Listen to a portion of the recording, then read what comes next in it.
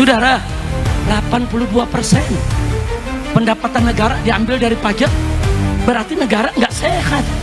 Sekarang kita pertanyakan, uang emas kemana? Uang tambang kemana? Uang nikel kemana? Uang batu bara kemana? Uang minyak, itu minyak bumi kemana? Saudara, nikel saja saudara, sampai ada seorang ahli ekonomi mengatakan, saudara, satu tambang saja kalau dikelola dengan baik di Indonesia saudara, maka bisa memberikan bangsa Indonesia setiap keluarga saudara dana bulanan 20 juta rupiah gratis. Itu satu tambang. Ini tambang kita banyak kemana? Jadi bukan 1% naiknya, bukan, naiknya 9%. Bahkan kita bukan minta diturunin, bukan oh mahasiswa turun minta 12 dibatalin tetap 11, enggak, kita minta turunin 5%. Dan itu pun hanya harus diberlakukan bagi orang kaya saja, hanya untuk barang mewah saja, bukan kebutuhan pokok masyarakat luas. Betul? Takbir. Pemerintah haram memungut pajak dari rakyat, pajak apapun, selama korupsi tidak dibasmi, selama koruptor tidak ditangkap, selama pembiayaan negara boros di mana-mana, selama tidak jelas pengeluarannya, selama tidak ada pertanggungjawabannya. Betul? Takbir. Haram ambil pajak dari rakyat saudara, haram, apalagi dari rakyat miskin yang melarat, yang nyari kerja susah, yang makan susah, haram kau ambil pajak dari mereka. Kacau tidak? Nabi nggak disuruh begitu, fa'fu anhum. Kalau urusan-urusan remeh pribadi, maafin, kata Allah, wastaghfir lahum, mohon ampun kepada Allah buat mereka, jangan musuhi rakyat. Rakyat jangan dikaki maki, rakyat jangan dimusuhi, rakyat jangan dianggap penjahat saudara, rakyat jangan difitnah. Dahsyat gak tuntunan Allah? Bagus tidak? Enggak sampai di situ, kata Allah, wasyawirhum fil amr, ajak mereka musyawarah. Kalau ingin mengambil satu keputusan, ajak umat musyawarah, ajak mereka musyawarah. Dengan siapa bermusyawarah saudara?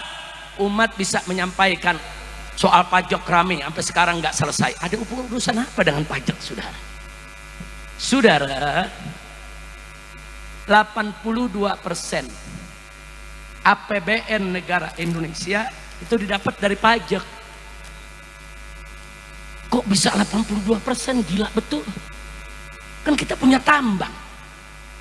Tambang kita banyak, ada timah, ada nikel, ada batu bara, ada emas, ada minyak sawit, ada minyak saudara, minyak bumi dan segala macam. Kemana itu semuanya?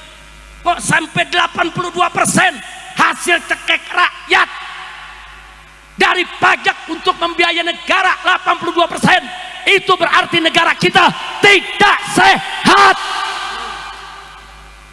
Negara yang sehat ambil pajak dari rakyat saudara untuk APBN cukup 25%, yang 75%-nya ambil saudara dari orang-orang kaya, dari minyak sawit, dari batu bara, dari tambang, dari nikel, dari emas saudara, belum hasil tambang, hasil laut dan lain sebagainya. Kemana semua itu? Kita punya BUMN ratusan, di mana pajak mereka? Kenapa mereka semua rugi? Inna lillahi wa inna ilaihi raji'un. Saudara, 82% pendapatan negara diambil dari pajak, berarti negara nggak sehat. Sekarang kita pertanyakan, uang emas kemana? Uang tambang kemana? Uang nikel kemana? Uang batu bara kemana? Uang minyak, itu minyak bumi kemana? Saudara, nikel saja saudara, sampai ada seorang ahli ekonomi mengatakan, saudara, satu tambang saja kalau dikelola dengan baik di Indonesia saudara, maka bisa memberikan bangsa Indonesia setiap keluarga saudara dana bulanan 20 juta rupiah gratis. Itu satu tambang. Ini tambang kita banyak kemana? Saya lihat, saya buka, saya punya data, saudara. Saya punya data, saudara. Saya tunjukkan sebentar. Saya tunjukkan di sini. Kita lihat datanya, saudara. Supaya kita tidak dibodohi terus. Nah, mari kita lihat, saudara. Data yang ada di sini, saudara, ini sumbernya dari BPS, Badan Pusat Statistik Nasional, tahun 2024. Di sini disebutkan dana dari SDA, sumber daya alam kita, dari semua tuh gabungan tuh, batu bara, nikel, minyak, saudara, semua yang sedemikian banyak, itu hanya 7,4%, yang jumlahnya kurang lebih 207 triliun. Saudara, ini 207 triliun. Kemarin yang korupsi timah 271 triliun. Padahal untuk APBN-nya cuma 207 triliun. Tapi korupsi baru satu tambang saja sudah 271 triliun. Biadab, kurang ajar. Kemudian ditambah lagi, saudara, dari BUMN cuma 3%, cuma 85 triliun. Kemana perkebunan kita? Kemana perairan kita? Kemana BUMN penerbangan, kelautan, saudara, perlayaran?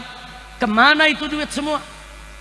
Kemudian dari Badan Layanan Umum, saudara, cuma 3% juga. Begitu juga dari bukan pajak cuma 4%. Tapi dari pajak ke rakyat 82,4%. Totalnya yang diambil dari pajak 2.309,9 triliun. Jadi artinya pejabat di Indonesia lagi disuapin sama rakyat, saudara. Jadi Anda nih semua di sini nih, saudara, yang kalau beli baju kena PPN, masuk ke Indomaret, masuk ke Alfamaret kena PPN, makan di restoran kena PPN, Anda beli piki, Anda beli sendal, saudara, semua kena PPN, saudara. Jadi uang PPN Anda yang diambil tersebut semuanya buat ngempanin para koruptor, buat ngempanin tikus-tikus negara, saudara.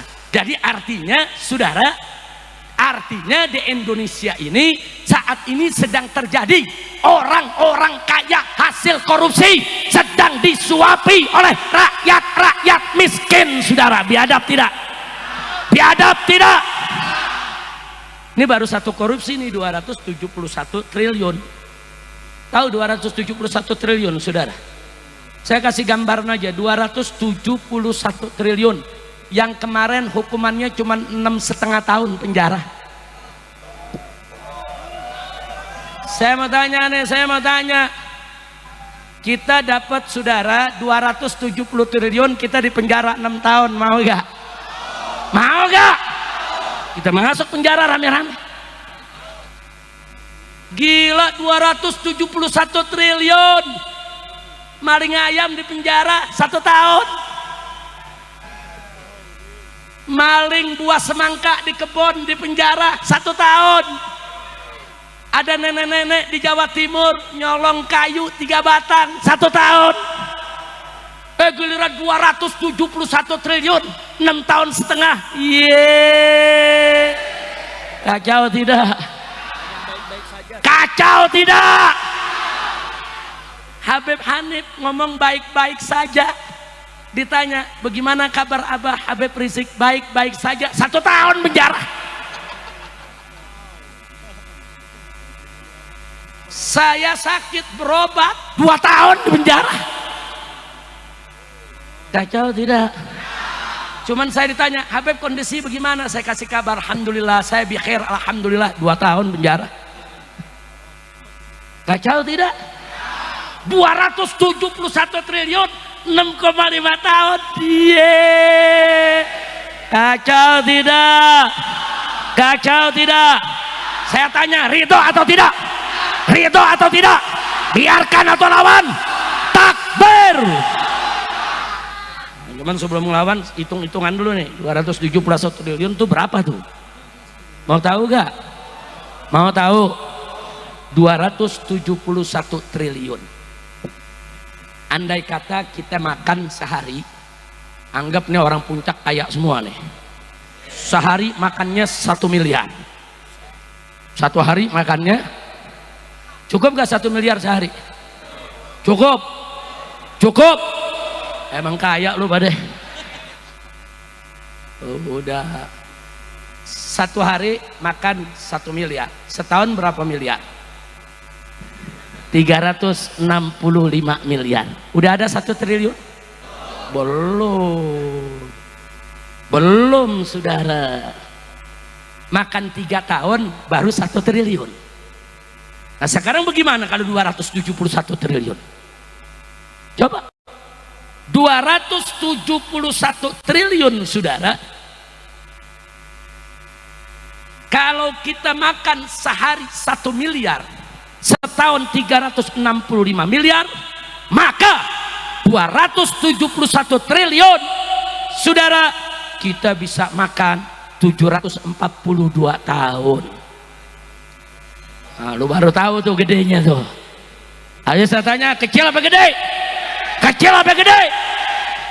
742 tahun kita makan seharinya 1 miliar selama 742 tahun sudah. Umur kita ada 742. Umur umat Nabi Muhammad rata-rata berapa?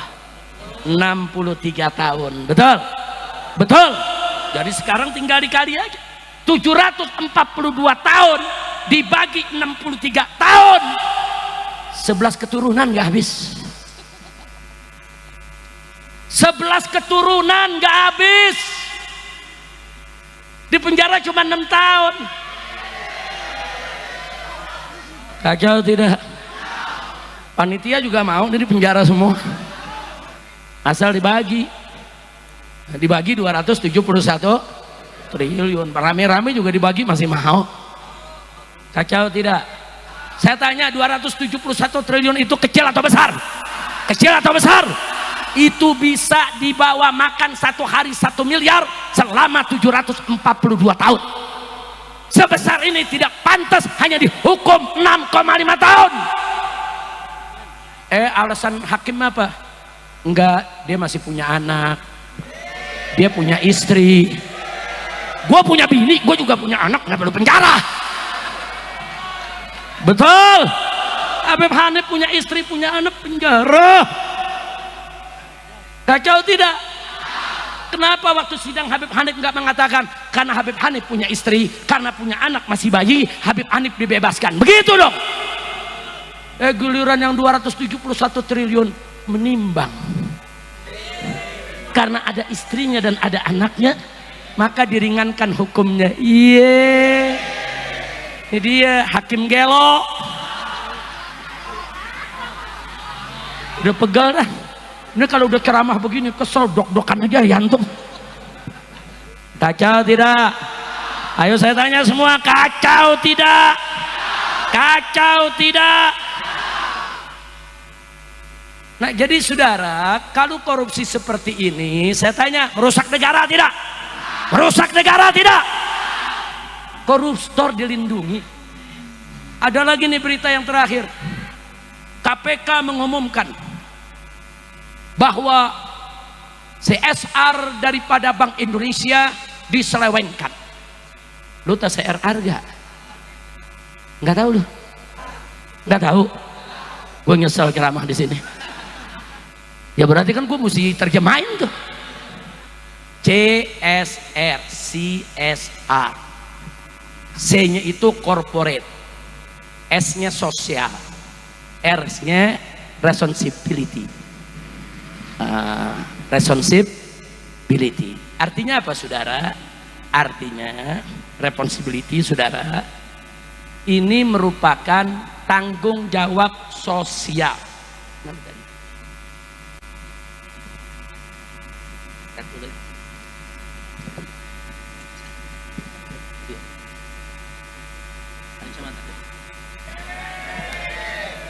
Saudara,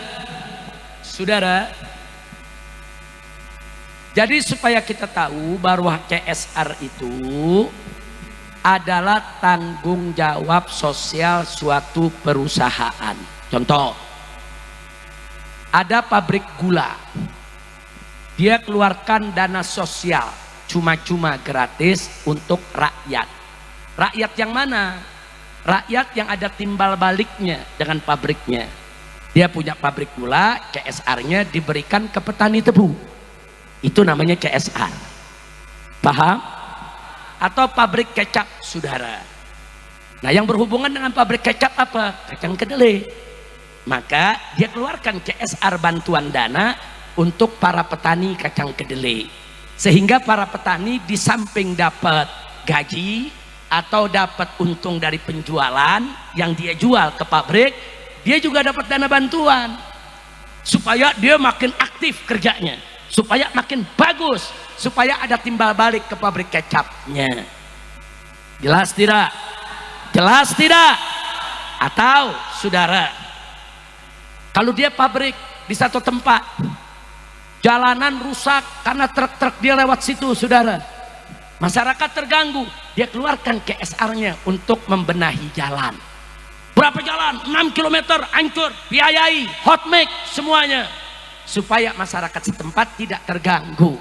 Jadi masyarakat setempat ikut mendapat keuntungan dari usahanya. Kira-kira jelas tidak? Jelas tidak? Itu namanya apa? CSR, saudara. Memang mestinya seperti itu, saudara. Jadi CSR ini, saudara, corporate social responsibility, adalah tanggung jawab sosial suatu perusahaan. Kira-kira jelas tidak? Nah, menarik, saudara, KPK melaporkan bahwa ada 2 tersangka menyelewengkan CSR Bank Indonesia. Jumlahnya besar. 2 orang ini, saudara, begitu ditunjuk hidung, dia bikin pengakuan. Apa dia bilang? Bukan saya saja yang terima, semua anggota Komisi 11 DPR RI ikut nerima. Ini CSR bukan buat anggota DPR, saudara. CSR itu buat masyarakat. Boleh diberikan ke panti asuhan, ke pondok pesantren, saudara, beri buat bangun jembatan, bangun jalanan, bangun apa saja yang penting buat masyarakat, bukan untuk anggota DPR RI. DPR RI sudah dapat gaji besar, betul? Begitu dia ngaku, semua anggota Komisi 11 ikut dapat juga CSR-nya. Besoknya kata KPK apa? Oh ya, kami salah paham, ternyata kedua orang itu belum jadi tersangka dan tersangka belum ada. Iya, ini KPK, saudara, Komisi Pemberantasan Korupsi apa perlindungan koruptor? Kacau tidak? Kacau tidak? Giliran maling ayam digebukin sama masyarakat sampai bonyok. Iya, betul, betul. Nah, sekarang saya mau ajak deh semua nih, saudara, saya mau ajak nih semua. Kalau besok ada maling ayam, maling sendal, maling jemuran, jangan disiksa, jangan dianiaya, saudara, jangan dihakimi haram. Nggak boleh kata aniaya mereka, tangkap, serahkan ke polisi, saudara, selesai. Tapi kalau ada koruptor 271 triliun seperti ini, kejar, saudara, kemanapun dia lari, gantung di jalanan lewat pengadilan rakyat. Setuju tidak? Takbir. Jangan maling ayam yang lu gebukin. Ayo sekarang saya mau tanya, besok-besok maling ayam gebukin pegangan. Ulah digebukin. Setuju? Maling sendal. Ulah. Tapi jangan mentang-mentang ngomong begini, ada maling denger, Kore Habib bela gue. Besok gue mau nyolong sendal lagi ah. Yang nyolong tobat, betul? Betul? Jangan mentang-mentang ngomong begini, Habib bilang udah nggak digebukin lagi kita. Bukan, saya bukan mau bela maling, saudara. Ada maling ayam, maling jemuran, maling yang receh-receh ini, banyak mereka nyolong karena terpaksa untuk beli susu anaknya, untuk beli makan istrinya. Jangan disiksa, dia salah, betul, tangkap aja, tangkap, serahkan ke polisi. nggak usah dipukul, nggak usah disiksa, nggak usah disakiti. Haram kita lakukan itu. Setuju tidak? Setuju tidak? Tapi kalau maling-maling rakyat, perusak negara yang korupsi triliun-triliunan rupiah, kejar mereka dimanapun mereka berada. Betul? Betul? Nah, kita minta Bapak Presiden Prabowo jangan cuma ngomong, kami akan kejar koruptor sampai Antartika. Wow. Jangan ke Antartika dulu, Pak, kejar saja di antar kita. Betul? Betul? Takbir. Kita doain semoga Prabowo tidak omon-omon saja. Amin. Amin. Yang gak ikut amin gue doain bisulan di Bandat. Amin. Amin. Semoga Bapak Prabowo sebagai presiden tidak omon-omon saja. Semoga berani melawan koruptor. Semoga berani berantas korupsi. Semoga berani untuk membela rakyat kecil. Betul? Takbir. Sallu ala Nabi. Ini kira-kira udah jelas belum? Jelas? Maling ayam gebugin jangan. Koruptor? Koruptor? Maling jemuran gebugin jangan. Koruptor? Koruptor? Tuh, bukan gebugin, gantung. Setuju? Setuju? Maling sendal di musola gebugin jangan. Gebugin jangan. Koruptor? Koruptor? Siap lawan korupsi, siap basmi korupsi, siap ganyang koruptor. Takbir. Sallu ala Nabi. Udah ya? Udah belum? Udah lanjut. Udah lanjut. Jadi kesimpulan saya mau tanya, koruptor bahaya tidak? Nah, yang terakhir, sebelum nanti Habib Hanif dan kawan-kawan membawakan qasidah anti korupsi rame-rame, kita ikuti. Setuju tidak? Ada satu seruan himbauan yang saya mau sampaikan. Ini kan sekarang lagi ribut nih soal PPN 12%, PPN 12%, ya. Ada yang bilang begini, Habib naiknya cuma 1%, kok ribut sih? Dari 11% ke 12% kan cuma 1%. Siapa bilang? Naik dari 11% ke 12% itu namanya naik 9,09%. Bukan naik 1%. Semula 11%, sekarang 12%, berarti naik 1 dari 11.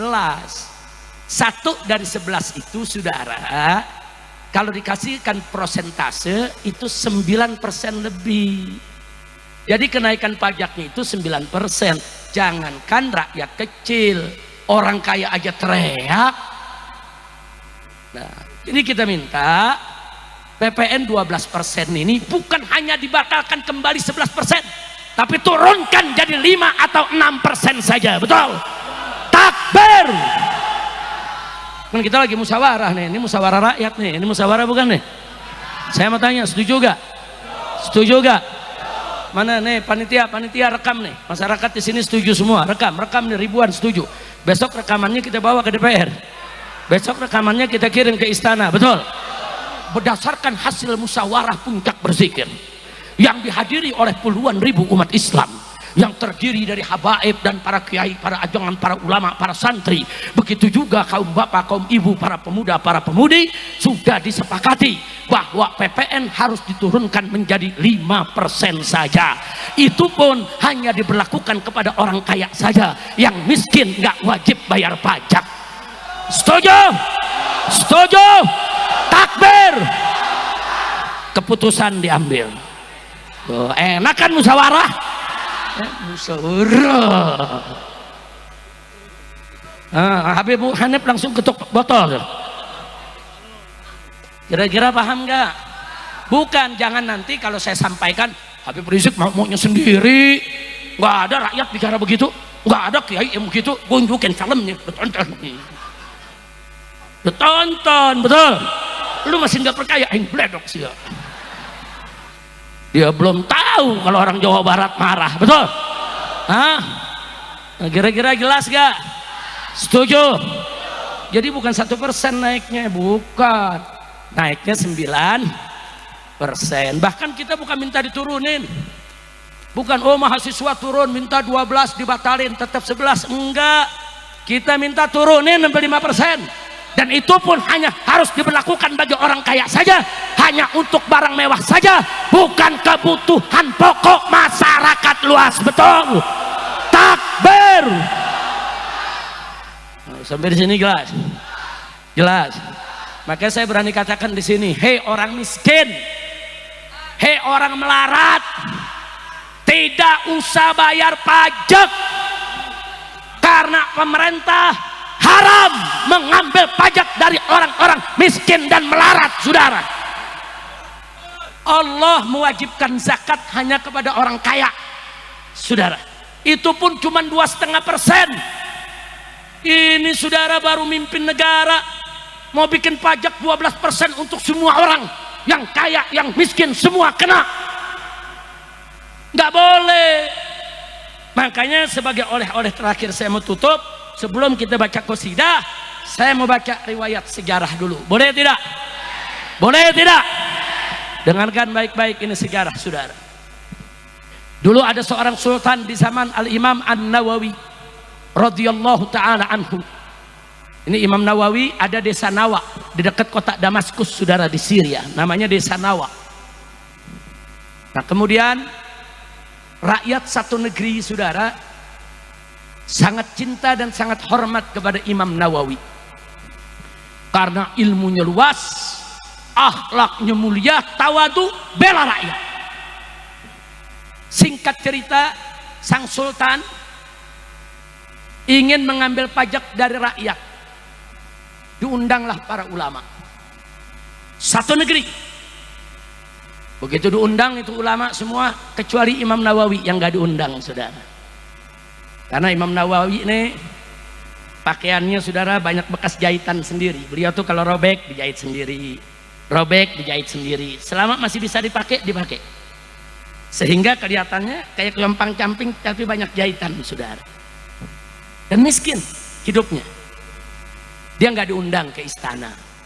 Karena memang Imam Nawawi bukan ulama istana. Alhamdulillah. Ulama diundang ke sultan. Ulama bilang apa? Aku mau ambil pajak dari rakyat, minta persetujuan ulama. Dengan alasan, saudara, karena untuk membiayai daripada gaji-gaji pegawainya, gaji-gaji pejabat, dan untuk mempersenjatai tentara yang jaga di perbatasan, juga untuk pembangunan. Sementara kas negara lagi kosong, jadi terpaksa ngambil pajak dari rakyat. Selama ini nggak ada pajak, baru saat itu mau diambil pajak. Para ulama lihat sultannya baik, lihat sultan bicaranya juga santun, alasannya masuk di akal. Para ulama setuju saudara mengambil pajak dari rakyat. Dibuatlah petisi. Semua ulama memberikan tanda tangannya atau stempelnya dengan jari saudara. Sudah selesai itu sultan nanya, ini aku mau umumkan ke rakyat, apa masih perlu ada yang diundang? Harus diundang untuk menandatangani petisi ini? Para ulama kompak, ada tuan sultan, satu orang lagi yang harus kau undang. Siapa? Abu Zakaria An-Nawawi. Sultan bilang, apa perlu masih undang dia? Kenapa sih harus diundang? Dia orang di desa, di kampung, miskin. Apa kata para ulama, Tuan Sultan? Walaupun kami semua setuju, tapi kalau besok Imam Nawawi nggak setuju, rakyat ikut dia. Rakyat gak ikut kita. Umat tunggu fatwanya. Kata Sultan, kalau begitu jemput. Kirim pengawal, jemput dengan pasukan berkuda, saudara. Imam Nawawi di pinggiran kota, ibu kota, saudara. Dijemput, dibawa ke istana. Begitu sampai di istana didudukkan, banyak ulama yang hadir. Sultan kasih kabar kepada Imam Nawawi, ya Abu Zakaria, ini ulama-ulama semua sudah setuju untuk aku ngambil pajak dari rakyat. Nah kami berharap kau ikut setuju. Langsung kasih instruksi raja. Kata Imam Nawawi, tunggu dulu sebentar, aku punya 3 pertanyaan. Kalau 3 pertanyaan ini kau bisa jawab dengan baik, bagus, benar, aku tanda tangan. Setuju ambil pajak dari rakyat. Akhirnya kata si raja, Salma Syekh, Silakan kau tanya apa yang kau mau. Yang pertama ditanya oleh Imam Nawawi, kenapa harus ambil pajak dari rakyat? Itu dulu. Dia jawab, ya untuk pembangunan. Aku udah jawab para ulama tadi. Untuk gaji pegawai, untuk mempersenjatai itu pasukan di perbatasan. Kata Imam Nawawi, ahsanta, bagus kau punya jawab. Nah, terus ditanya lagi Imam Nawawi, tapi kenapa harus diambil dari kas negara? Kan masih ada pendapatan yang lain. Kenapa mesti diambil dari bukan kas negara? Kenapa harus diambil dari pajak? Kan masih ada kas negara. Kenapa diambil dari pajak? Dijawab oleh Sultan, ya jelas kami ngambil pajak karena kas negaranya kosong, nggak ada dana. Kata Imam Nawawi, ahsanta, bagus kau punya jawab. Sekarang pertanyaan yang terakhir, kenapa kas negara kosong? Diam ini rakyat Sultan. Kenapa kosong? Dikemanakan itu? Kan kemarin banyak isinya, ada emas, ada perak, ada uang, ada intan permata dan lain sebagainya. Kemana kosong? Marah si raja, berdiri dari kursinya. Mada taksud di kalami? Hei Aba Zakaria, apa kau punya maksud dengan ucapanmu ini? Tersinggung ini raja, saudara. Dia tersinggung, saudara. Nah, kemudian apa yang terjadi? Begitu raja berdiri nuding Imam Nawawi, Imam Nawawi nggak gemeter, saudara. Berdiri lagi Imam Nawawi dari duduknya, dari kursinya dia berdiri, dia tunjuk sang raja. Hei Sultan, jangan kau pikir aku tidak tahu kas negara itu kemana. Kemarin kas negara itu masih berlimpah ruah hartanya, emasnya, peraknya, intan permatanya. Kenapa sekarang habis? Karena kau bagi-bagi untuk dayang-dayangmu, untuk selir-selirmu, untuk putri-putrimu, untuk kerabat-kerabatmu, dan juga kau bagikan untuk pejabat-pejabatmu, sehingga kas negara kosong. Demi Allah, kalau kau ingin ambil pajak dari rakyat, maka kembalikan dulu semua harta itu ke kas negara. Kalau semua sudah dikembalikan, masih kurang untuk ngurus negara, silakan ambil dari pajak. Tapi kalau tidak kau kembalikan, haram kau ambil pajak dari rakyat walaupun hanya 1 dirham.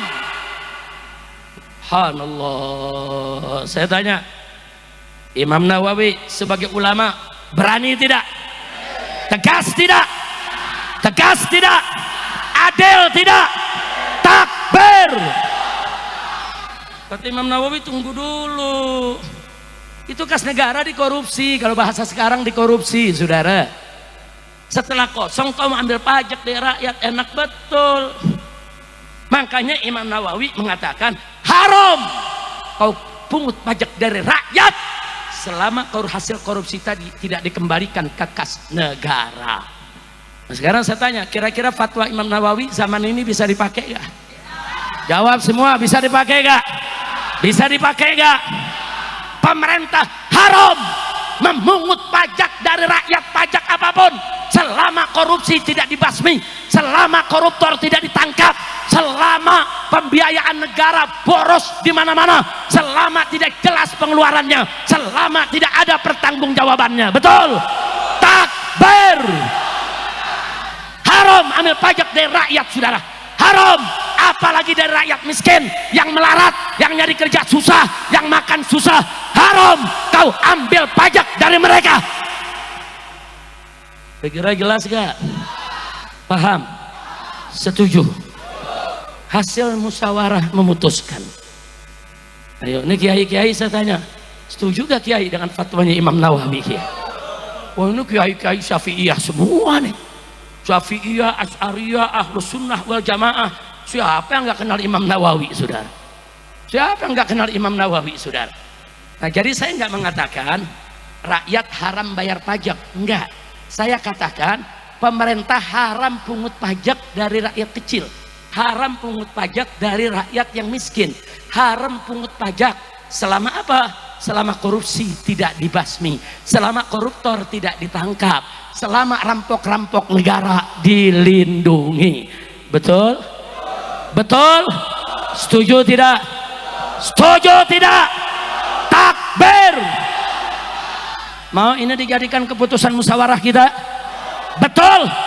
Rekam lagi biar semua ngelihat, kita kirim nanti saudara lewat medsos di mana-mana bahwa masyarakat di mana-mana tempat setuju saudara bahwa pemerintah haram pungut pajak dari rakyat selama korupsi tidak dibasmi, koruptor tidak ditangkapi. Betul?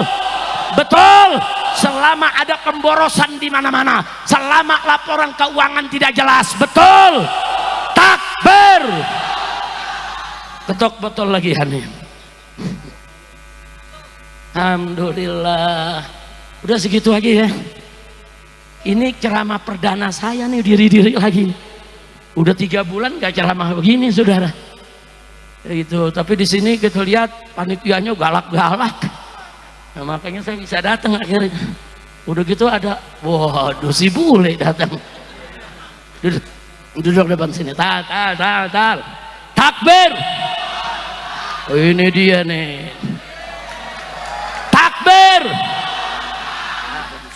Nih rambut udah bayar pajak belum? Duduk sini. Duduk samping Hanif sini. Iya. Takbir.